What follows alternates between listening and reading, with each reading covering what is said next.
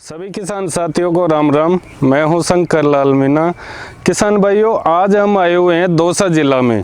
यहां पे 16 महीने पहले गुरुजी पौधे लेके आए थे हमसे, जो कि सभी वैरायटियों के थे। आज हम उनके फार्म पे विजिट पे आए हैं और यहाँ पे सभी पौधों में बहुत ही ज़बरदस्त प्रोडक्शन लगा हुआ है। तो आपका गुरुजी से परिचय करवाते हैं कि 16 महीनों में उन्होंने क्या क्या मेहनत की और हमारी गाइडलाइन कैसी रही और इतना प्रोडक्शन कैसे आया। उस सब के बारे में गुरुजी के साथ मिलके चर्चा करते हैं। गुरुजी नमस्कार। नमस्कार शंकर लाल जी।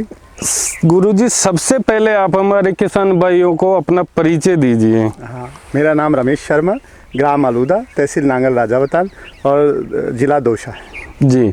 गुरुजी, सबसे पहले आप ये बताइए कि आपको ये बेर की बागवानी करने का आइडिया कहाँ से आया?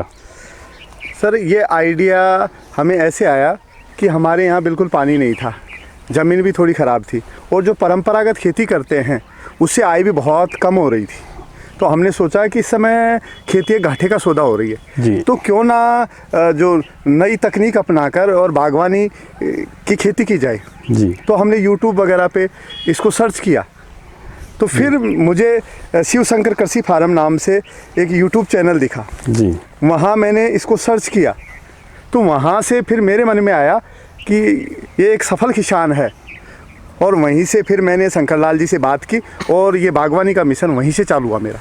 तो सर, जैसे कि आप हमारे फार्म पे गए थे विजिट पे जी। आपने विजिट की, नर्सरी भी आपने विजिट की, फिर आपने पौधे लेने का मानस बनाया।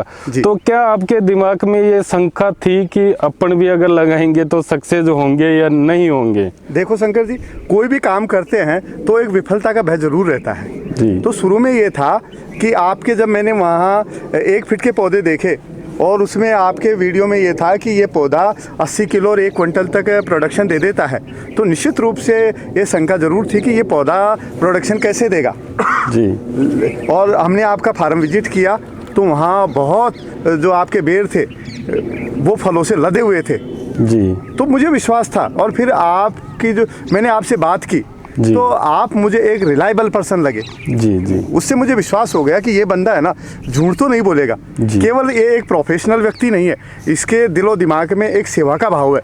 तो फिर मैंने सोचा कि क्यों न एक विश्वास पात्र व्यक्ति से पौधे ले लिए जाएं। थैंक यू सर, आपने हम पे इतना विश्वास किया। तो जैसे कि आज आपके बगीचे में हम देख रहे हैं कि चारों तरफ आपके पौधे बेर से लदे हुए हैं। बिल्कुल सर। तो सर, ये इतना मात्र 16 महीनों में जी जी ये कैसे हुआ, इतना चमत्कार?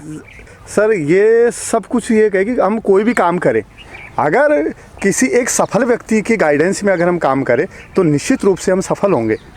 पौधे लेने के बाद मैंने शिव शंकर कृषि फार्म से निरंतर जुड़ा रहा और शंकर जी से मैंने गाइडेंस ली कि पौधे कैसे लगाने हैं, उसके अंदर क्या क्या करना है। तो पौधे लगाने के बाद रही कि इनकी ग्रोथ कैसे बढ़े, तो शंकर जी ने हमें हर समय ये बताया कि आपको प्रॉपर खाद देना है। और इसमें मैं विशेष चमत्कार मानूंगा कि पोल्ट्री फार्म से जो खाद आया उसको हमने इसके अंदर डाला। इसके अलावा और भी इन्होंने कैल्शियम नाइट्रेट है, जिप्सम है, एसएसपी है, बहुत सारे जो जैविक और रासायनिक खाद इनका हमने आपकी गाइडेंस में इनमें डाला, समय समय पर निराई गुड़ाई कराई और उसका परिणाम है कि 16 महीने के पौधों में इतना ज़बरदस्त प्रोडक्शन आया। मैं सोच भी नहीं सकता था कि इतना ज़बरदस्त प्रोडक्शन इस पे आएगा। तो सर, यहाँ पे आपके ये कितने पौधे लगे हुए हैं बेर के? सर, यहाँ मेरे लगभग 300 पौधे लगे हुए हैं जी, जिसमें अलग अलग वैरायटी है सर जी। इसमें थाई एप्पल बेर है, कश्मीरी रेड एप्पल बेर है और बाल सिंदूरी है और कुछ मेरे पास पौधे हैं वो आपके सीडलेस के हैं जिसमें बीज नहीं होते हैं जी। तो जैसे आपने चारों वैरायटी लगाई है जी, तो चारों में आपका प्रोडक्शन एवरेज जो हमने बताया था उतना मिला या नहीं मिला आपको?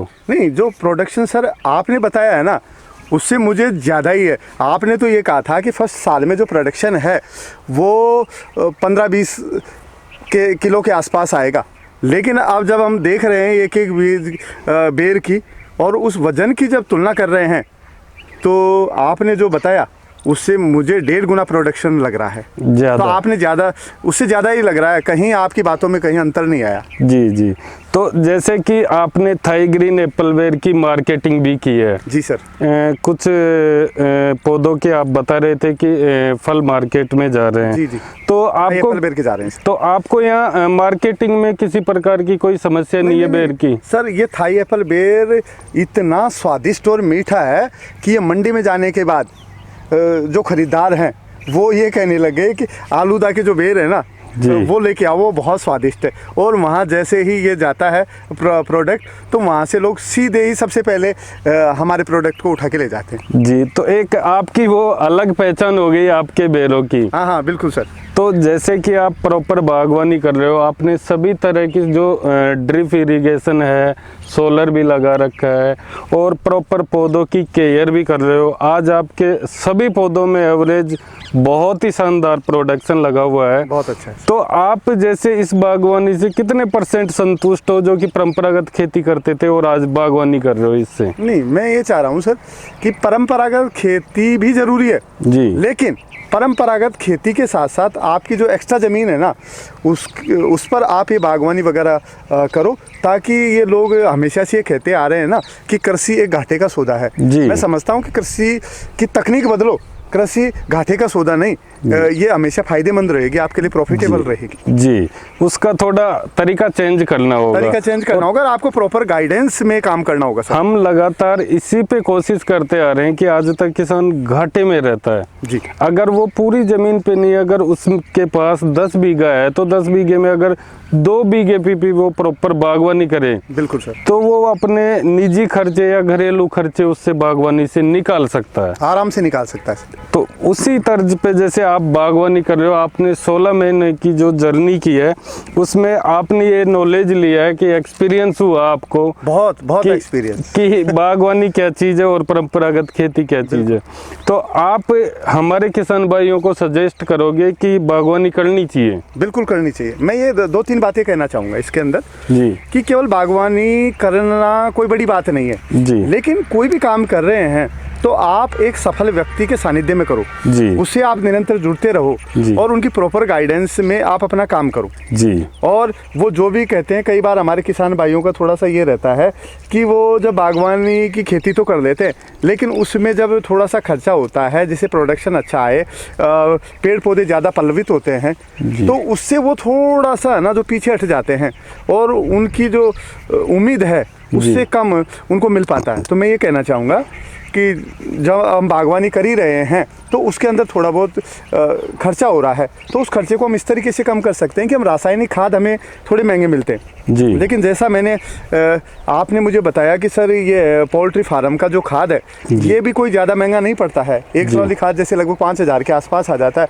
अगर हम उसको काम में ले तो मैं समझता हूँ कि सारे जो न्यूट्रिएंट्स हैं वो उस खाद में मौजूद है और पौधों की ग्रोथ के लिए, फ्लोरिंग के लिए और इल्ड के लिए वो पर्याप्त है। तो एक सफल व्यक्ति के गाइडेंस में काम करना चाहिए और हमने शंकर जी, मैं समझता हूँ कि बेरों के मामले में शंकर जी राजस्थान में एक किंग है और इनके सानिध्य में जो भी किसान भाई काम करेगा तो वो निश्चित रूप से सफल होगा। और ये केवल एक प्रोफेशनल व्यक्ति नहीं है, इनके अंदर धार्मिक और एक सेवा भाव अपने दिल में रखते हैं।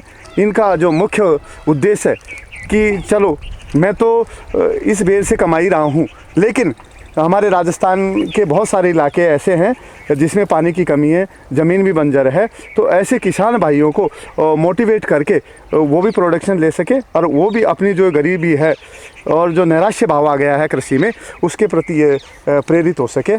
तो शंकर जी के बारे में यही कहना चाहूँगा कि ये बहुत विश्वसनीय व्यक्ति है और जो भी व्यक्ति इनके गाइडेंस में कार्य करेगा तो निश्चित रूप से बागवानी के क्षेत्र में वो सफल होगा। बहुत बहुत धन्यवाद सर आपको इतना विश्वास करने के लिए। तो किसान भाइयों, जैसे गुरुजी हैं, ये एक शिक्षक हैं, अपना सारा समय स्कूल में देते हैं, उसके बाद में सुबह और शाम को समय निकाल के अपनी बागवानी को कर रहे हैं। तो जो किसान घर पे रहते हैं और केवल खेती का ही कार्य करते हैं, वो किसान अगर इस बागवानी को करे तो बहुत ही ज़बरदस्त कर सकते हैं। और जिनके पास कम पानी है, बंजर ज़मीन है, उसमें आप बेर की बागवानी कर सकते हो। थैंक यू दोस्तों वीडियो देखने के लिए। जय जवान जय किसान, Ram Ram. Ram Ram, thank you very much.